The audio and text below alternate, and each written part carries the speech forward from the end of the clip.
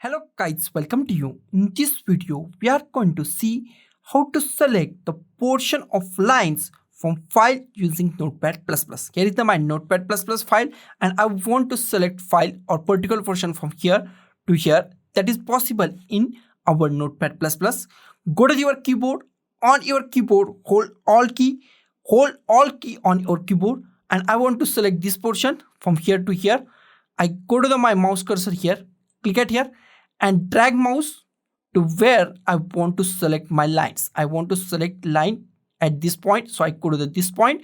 After that, if you want to copy it, then go to the copy. If you want to cut it, then go to the cut it. If you want to paste it, paste it. I want to copy it. So I click on here, copy or Control C on our keyboard. I press Control C on our keyboard. I create a new file and I paste it at here, Control V on my keyboard. And here we select our portion in our Notepad++. So guys, thank you for watching this video. Don't forget to like, share, comment on this video and don't forget to subscribe the channel. Thank you guys.